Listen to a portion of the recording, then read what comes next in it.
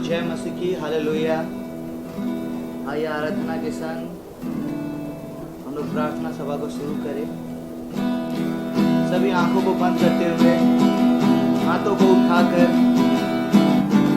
दिल की गहराई से आइए परमेश्वर की आराधना करें और सब मिलकर बोले, यीशु तुम्हारे ভালোবাসি, আমি তোমাকে ভালোবাসি, यीशु তোমাকে ভালোবাসি, না বিচিত্র না তোমার সামনে নত জানো, যদি চলতে পারি তোমার পথে, যত দুঃখ কষ্ট আসবে জীবনে, না পিছে ফিরবো না, না পিছে ফিরবো না, যিশু তোমারই আরাধনা করি, আমি তোমারই আরাধনা করি, আমি তোমারই আরাধনা করি, না পিছে ফিরবো না, তোমার সামনে নত জানো, যদি চলতে পারি তোমার পথে, যত দুঃখ কষ্ট যত জীবনে, না পিছে ফিরবো না, সবাই মন খুলে বলুন, না পিছে ফিরবো না, না পিছে ফিরবো না। ধন্যবাদ প্রভু। প্রভু আজকে যারা অন্ধকারে রয়েছে তাদের জীবনে যদি তুমি তোমার আলোকে দাও প্রভু, দয়া করো প্রভু, যিশু নামে পিতা, যেন কেউ যেন অন্ধকারে না থাকে, সবাই তোমার আলোতে আলোকিত হয়ে যেন থাকে পিতা। প্রভু যিশু তোমার নামে এই প্রার্থনা করি। অন্ধকারে একা দাঁড়িয়ে আমি, চারিদিকে শুধু পাপ প্রাণী, অন্ধকারে একা দাঁড়িয়ে আমি, চারিদিকে শুধু পাপ প্রাণী, ক্ষমা করে দাও ওদের, ওরা বোঝে না কেউ, ক্ষমা করে দাও পিতা তুমি, ক্ষমা করে দাও ওদের, ওরা বোঝে না কেউ, ক্ষমা করে দাও পিতা তুমি, তুমি এলে প্রাণ দিলে মুক্তি পেলাম আমি, তুমি এলে প্রাণ দিলে জীবন পেলাম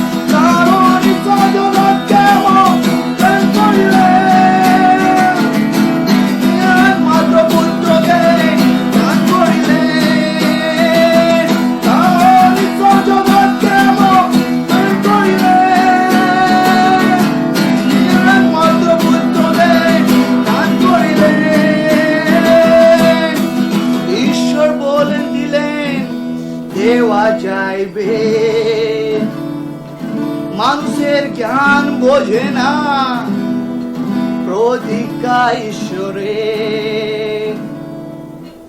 সবাই বলুন অন্তিমবারের জন্য। কারণ ঈশ্বর জগৎকে এমন প্রেম করিলেন, নিজের একমাত্র পুত্রকে দান করিলেন। বাক্যতে লেখা আছে, কেননা ঈশ্বর জগৎকে এমন প্রেম করিলেন, তিনি নিজের একমাত্র পুত্রকে দান করে দিলেন।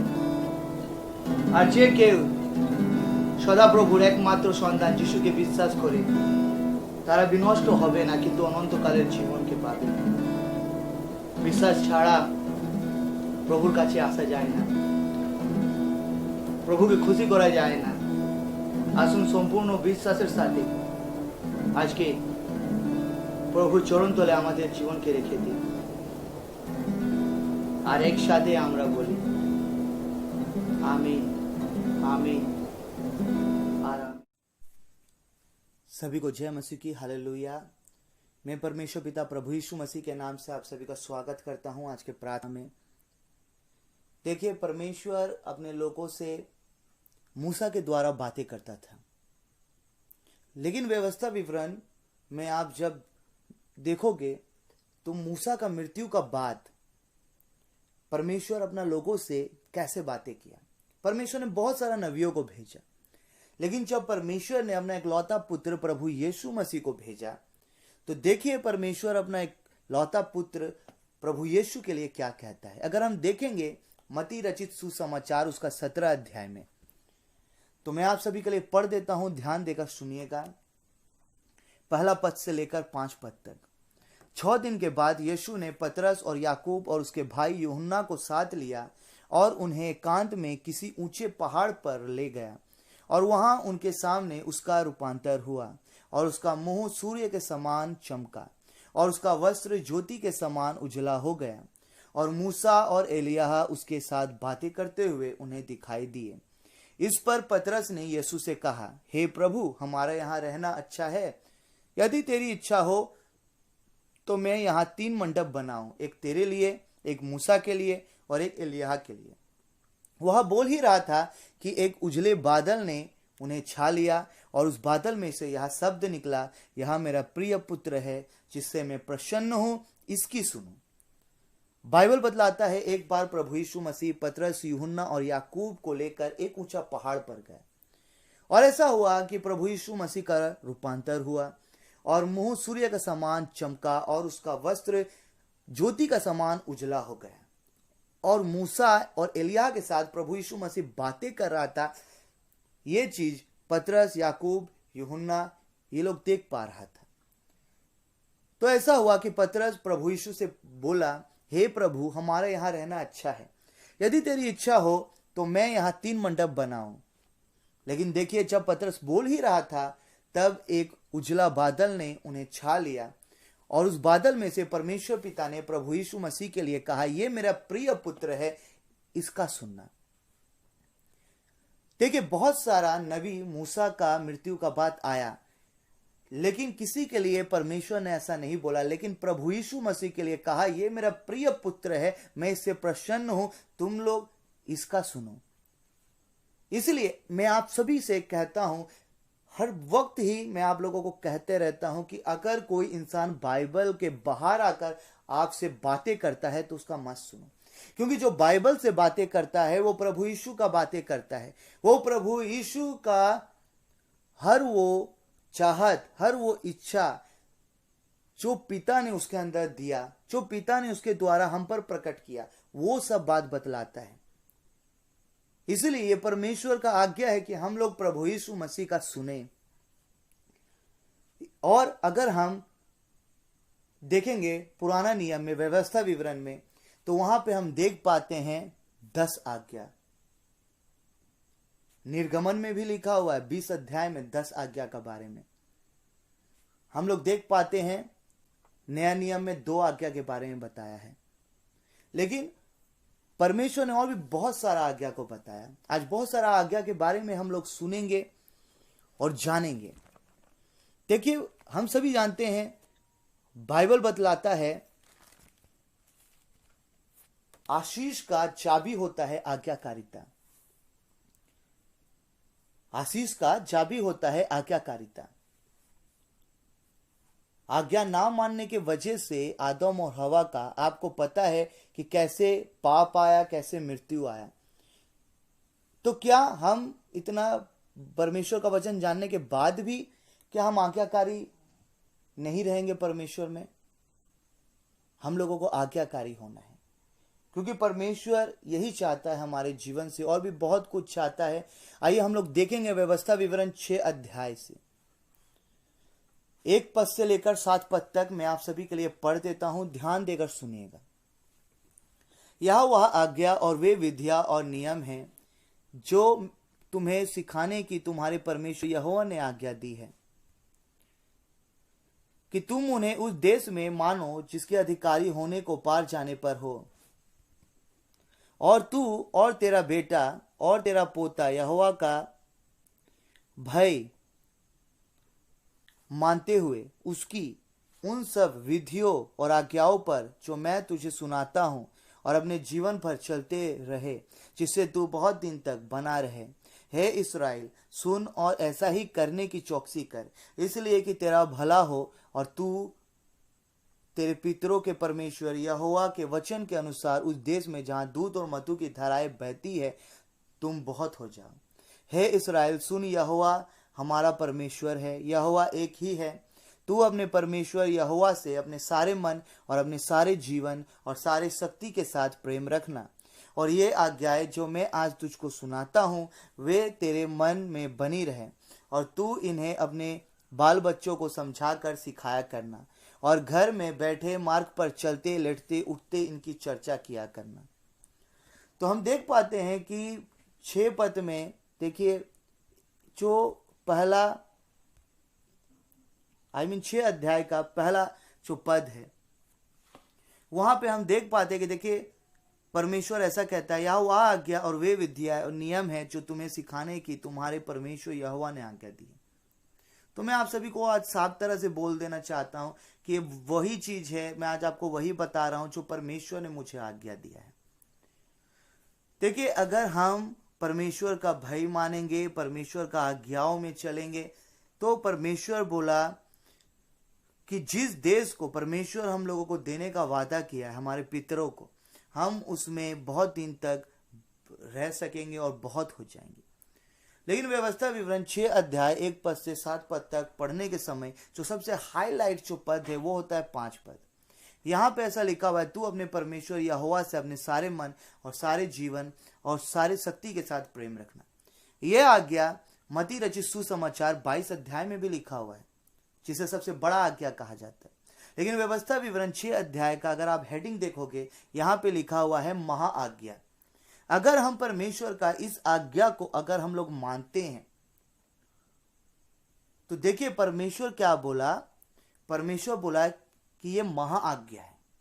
अगर हम इसको मानेंगे हमारा भला होगा। और परमेश्वर हमें और एक चीज करने के लिए कहा। 7 पद में परमेश्वर बोला कि हम लोगों को हमारे घर में जो बच्चे उनको भी समझाकर सिखाना है कि परमेश्वर को सारा मन, सारा जीवन और सारा शक्ति से प्यार करना है।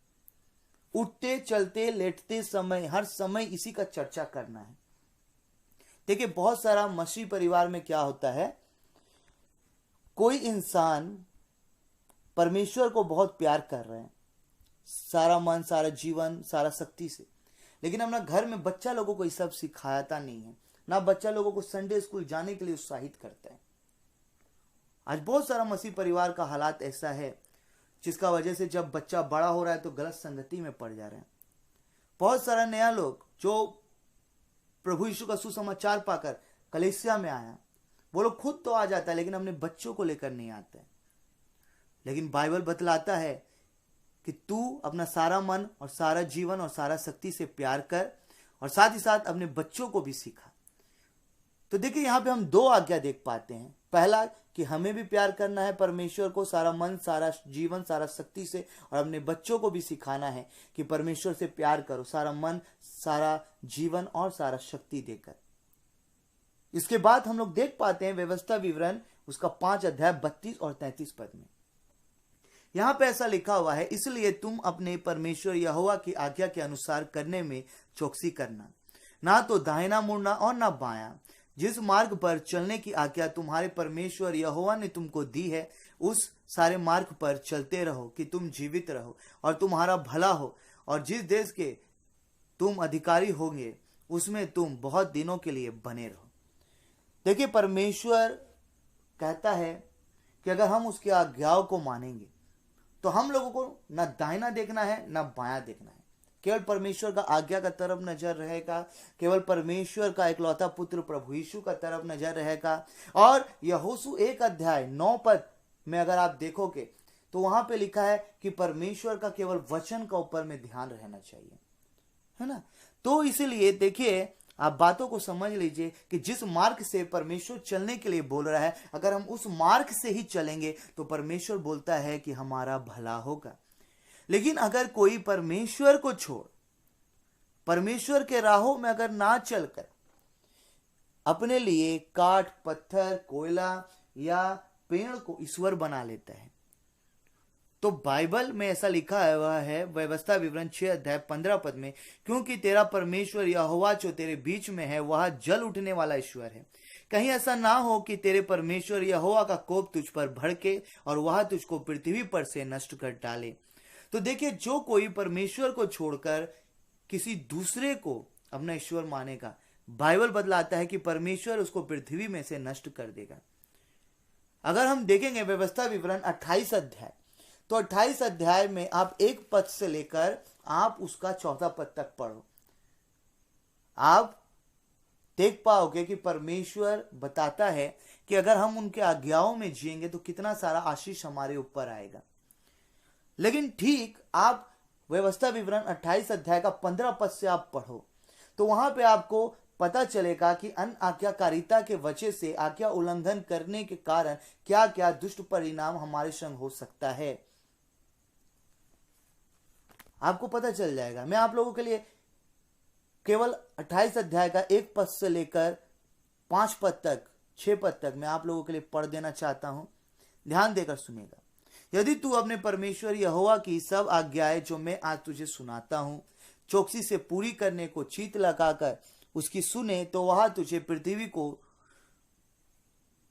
जो समस्त जाति है उससे सर्वश्रेष्ठ करेगा। फिर अपने परमेश्वर यहोवा की सुनने के कारण ये सब आशीर्वाद तुझ पर आ पड़ेंगे। धन्य हो तू नगर में, धन्य हो तू खेत में, धन्य हो तेरी संतान और तेरी भूमि की उपज, और गाय और भेड़ और बकरी आदि पशुओं के बच्चे। धन्य हो तेरी टोकरी और तेरी कटौती, धन्य हो तू भीतर आते समय और धन्य हो तू बाहर जाते समय। तो देखिए, परमेश्वर का अगर आज्ञा को अगर हम लोग मानेंगे तो परमेश्वर हम लोगों को पृथ्वी का सब जातियों में श्रेष्ठ करेगा। और अगर हम परमेश्वर का बातों को मानते रहेंगे, सुनते रहेंगे, तो क्या क्या आशीष आएगा। व्यवस्था विवरण 28 अध्याय 3 पद में मैं आता हूं, सुनिए। धन्य हो तू नगर में और धन्य हो तू खेत में। आज हम लोग प्रभु यीशु पर विश्वास करते हैं, इसीलिए लोग हम लोगों को घृणा का नजर से देखता है हमारे मोहल्ला में। आप लोगों को भी संग ऐसा होता होगा।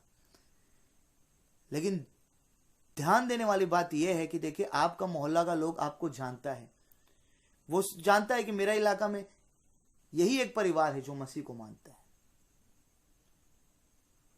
लेकिन आपको उन लोगों का ताना जब आप उसके सुनोगे, आपके विरोध में जब वो लोग बातें करेगा, आप निरुत्साहित होकर लेकिन मसीह को मत छोड़ देना। क्योंकि मती रचित सुसमाचार में ऐसा लिखा हुआ है कि जो अंत तक धीरज धरे रहेगा उसी का उद्धार होगा। यानी कि जो अंत तक प्रभु यीशु मसीह को पकड़े रहेगा उसी का उद्धार होगा। इसलिए धन्य हो तू नगर में। देखिए, आप एक बात को समझो कि आपका विश्वास का द्वारा आपका पूरा नगर बच सकता है।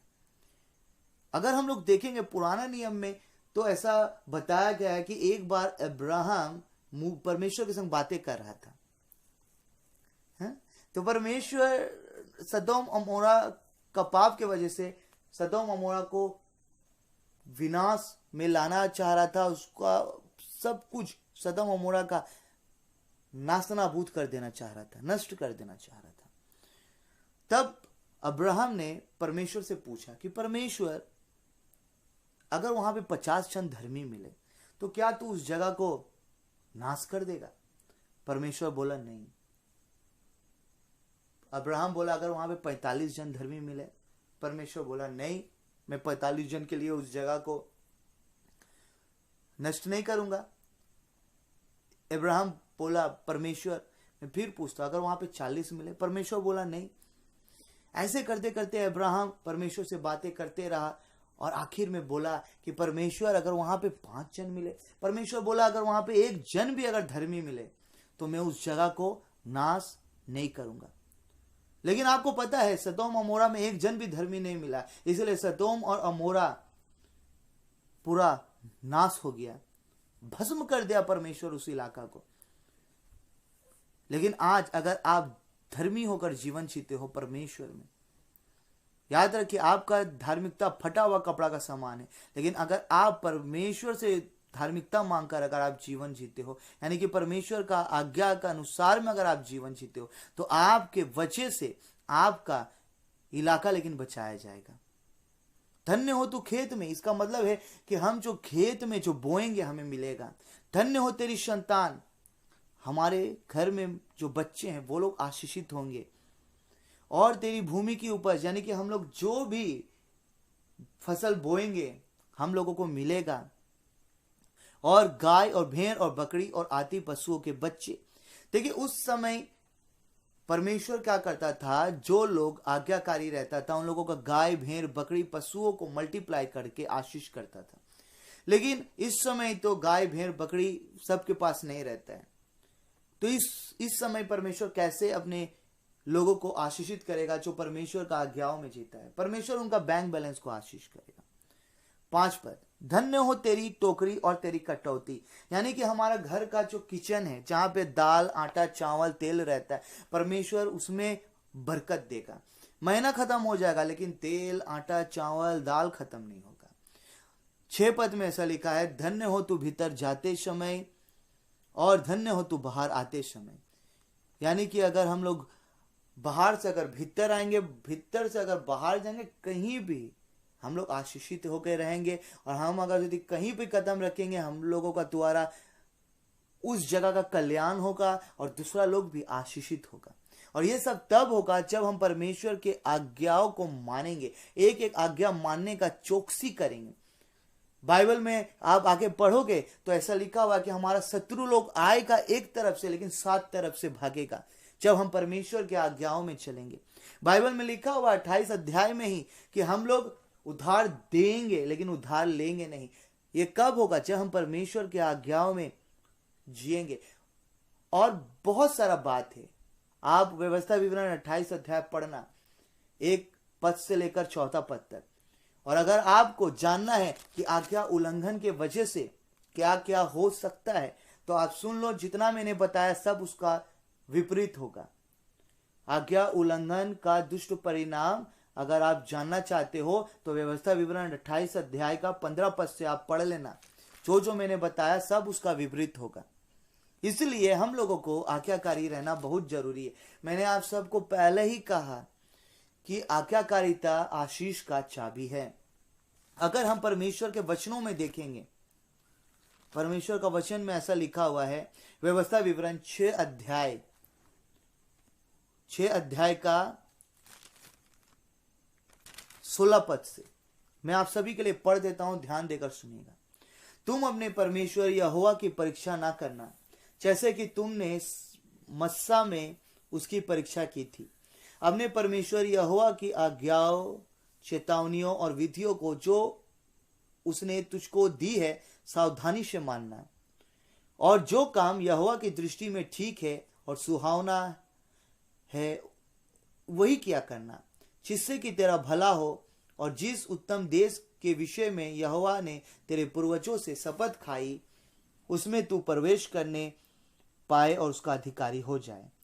तो देखिए यहां पे हम देख पाते हैं कि वही काम करना है जो परमेश्वर का दृष्टि में ठीक है और परमेश्वर का दृष्टि में सुहावना है। ऐसा करने से क्या होगा? हम लोगों का भला होगा।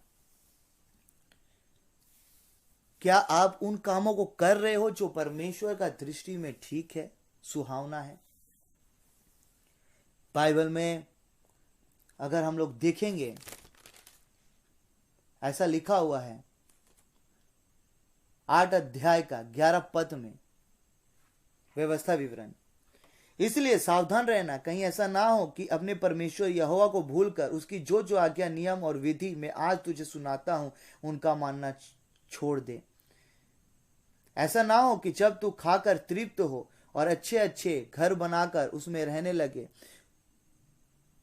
तो तू परमेश्वर को भूल जाए। तो देखिए, ऐसा लिखा हुआ है कि अगर जो आज्ञा हम लोग सुन रहे हैं, अगर हम परमेश्वर का आज्ञा को, विधियों को, नियमों को, जो जो आज आज्ञा परमेश्वर हम लोगों को देता है, अगर हम भूल जाएंगे, नहीं मानेंगे, तो परमेश्वर का बोल रहा कि तुम अगर आशीष पाकर भूल जाओगे, तो इस बात को स्मरण रख, इस बात को स्मरण रख।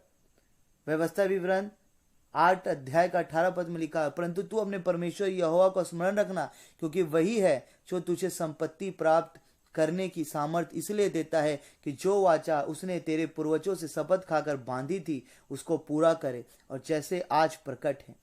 तो इसीलिए परमेश्वर का, देखिए, हर बातों को हम लोगों को मानना है।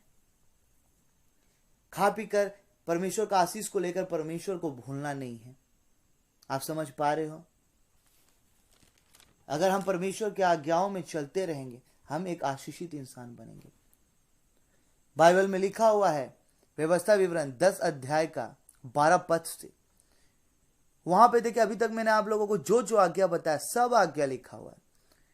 ऐसा लिखा हुआ है, अब हे इस्राएल, तेरा परमेश्वर यहोवा तुझसे इसके विषय और इसके सिवाय और क्या चाहता है कि तू अपने परमेश्वर यहोवा का भय माने। परमेश्वर यही चाहता है कि हम उसके भय को माने, उसके सारे मार्गों पर चलें, उससे प्रेम रखें, अपने पूरे मन और अपने सारे प्राण से उसकी सेवा करें, और यहोवा की जो जो आज्ञा और विधि आज जो हम सुने हैं उसको ग्रहण करना है, जिससे हमारा भला हो, हमारा कल्याण हो। सुन लीजिए, स्वर्ग और जो सबसे ऊंचा स्वर्ग है और पृथ्वी, उसमें जो कुछ है वह सब परमेश्वर का ही है। इसलिए हम लोगों को अपना हृदय का खतना करना है, आंखें को हटीला नहीं रहना है, क्योंकि हमारा परमेश्वर, हमारा ईश्वर देवताओं का देवता है और प्रभुओं का प्रभु, राजाओं का राजा है। वह महान, पराक्रमी और भय योग्य ईश्वर है जो किसी का पक्ष नहीं करता। सुनिए, परमेश्वर घूस नहीं लेता है। परमेश्वर ये आज्ञा दिया है कि हम लोग अनाथ और विधवा का न्याय चुकाए और परदेशियों से ऐसा प्रेम हम करें और उनको भोजन दे, वस्त्र दे, जैसा हम मानो हम खुद को प्रेम करते हैं। क्योंकि हम लोगों को इस बात को नहीं भूलना है कि हम एक दिन मिस्र में हम भी गुलाम थे। मैं आप सभी के लिए आखिरी वचन को पढ़ना चाहता हूं, व्यवस्था विवरण 10 अध्याय का 20 पद से। अपने परमेश्वर यहोवा का भय मानना, उसी की सेवा करना और उससे लिपटा रहना और उसी के नाम की शपथ खाना, वही तुम्हारी स्तुति के योग्य है और वही तेरा परमेश्वर है, जिससे तेरे साथ वे बड़े महत्व के और भयानक काम किए हैं, जिन्हें तूने अपनी आंखों से देखा है। तेरे पुरखा जब मिस्र में गए तब 70 ही मनुष्य थे, परंतु अब तेरे परमेश्वर यहोवा ने तेरी गिनती आकाश के तारों के समान बहुत कर दी है। तो देखिए, परमेश्वर का कामों को हो तो हमारा पुरखा लोग, हमारे जो पूर्वज है, वो लोग देखा है, हम लोग नहीं देखे। लेकिन बाइबल बतलाता है कि हम लोगों को परमेश्वर को पकड़ के रखना है और परमेश्वर में अंत तक, यीशु मसीह में एकदम धीरज पकड़ के एकदम जीवन जीना है। देखिए, पूर्वज लोग देखा है, हम लोग नहीं देखे, लेकिन बाइबल नया नियम में ऐसा लिखा हुआ है कि धन्य है वे लोग जो मुझे नहीं देखकर विश्वास करते हैं। इसलिए मैं आप सबको यही सिखाऊंगा कि आज्ञाकारी बनिए, तो देखिए आप अपना जीवन में हमेशा आशीष को देख सकोगे। आइए इस समय हम लोग आंखों को बंद करें और प्रार्थना में जाएंगे। हे महान सामर्थी खुदावंत प्रभु यीशु मसीह, मैं आपका धन्यवाद करता हूं कि आज तूने हमें आज्ञाकारिता के विषय में सिखाया। परमेश्वर, जो लोग ठंडा हो गया है, जो लोग परमेश्वर इस बात को भूल गया है कि आपके आज्ञाओं में जीना है, आज्ञाकारी रहना है, फिर से परमेश्वर उनको ताजा अभिषेक से भर दे, ताजा सामर्थ्य से भर दे और फिर से ताजा कर दे प्रभु हर तरफ से, ताकि परमेश्वर फिर से वो आज्ञाकारी बन जाए और जो आज्ञाकारी है उन्हें और आज्ञाकारी बना। परमेश्वर हमें इतना अपना पवित्र भय दे परमेश्वर, कि परमेश्वर न्याय के दिनों तक, यानी कि हर एक सेकंड प्रभु हम लोग जैसे परमेश्वर पवित्र भय में जीवन बिताए प्रभु, एक एक पाप करने से जैसे डरे, ताकि परमेश्वर जब न्याय का दिन हो परमेश्वर, तो उस दिन जैसे हम लोग आपके नजरों में निर्दोष ठहर सके। आज जितना आपका आज्ञा हम लोग सुने परमेश्वर, परमेश्वर हमें शक्ति दे कि हम अपना सारा मन, सारा जीवन, सारा शक्ति से तुझे प्यार कर सके। हम अपने बच्चों को भी सिखाएंगे परमेश्वर। और परमेश्वर पिता, तूने जो आज्ञा दिया परमेश्वर कि ना दाहिना मुड़ना है आपके आज्ञा से, ना बायां, आपके मार्ग में ही चलना है। हाँ परमेश्वर देंगे। आज जितना लोग परमेश्वर पिता, मेरा संग प्रार्थना में एक मन हो रहा है, सबको आशीष कर। जो जो परमेश्वर ये संकल्प ले रहा है कि वो लोग आज्ञाकारी होकर जीवन जिएगा, bless them father in Jesus name. परमेश्वर हम प्रार्थना करते हैं परमेश्वर पिता, परमेश्वर आपका जो आज्ञा है परमेश्वर कि हम उन कामों को करें जो आपके नजरों में ठीक है, सुहावना है। हाँ परमेश्वर हमें शक्ति दे परमेश्वर। और परमेश्वर आपका हर आज्ञा को परमेश्वर हम मानने का चौकसी करे परमेश्वर पिता, हमें इतना बल दे परमेश्वर पिता। हम अपना ध्यान परमेश्वर पिता आप में हमेशा केंद्रित करके जी सके। हमें ब्लेस कर परमेश्वर। परमेश्वर हमारे परिवार को ब्लेस कर परमेश्वर, हमारे समाज को ब्लेस कर परमेश्वर, हमारे सोसाइटी को ब्लेस कर परमेश्वर।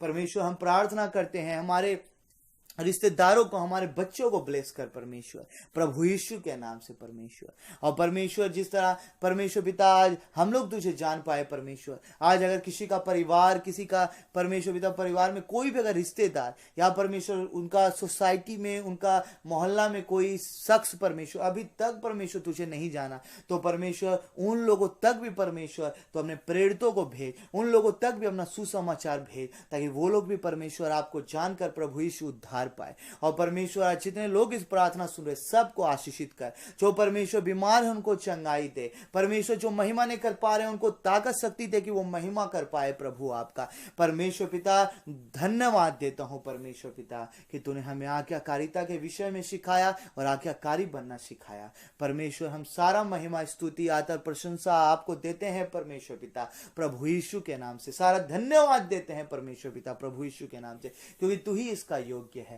परमेश्वर। हम घटे, प्रभु यीशु मसीह तू बढ़े परमेश्वर। प्रभु यीशु मसीह आपके मीठे नाम से कहते हैं आमीन। परमेश्वर पिता का प्यार, प्रभु यीशु मसीह का अनुग्रह और पवित्र आत्मा का संगति, सहभागिता प्रभु यीशु के द्वितीय आगमन तक हम सबका संग होता रहे। आइए हम सब बोले आमीन।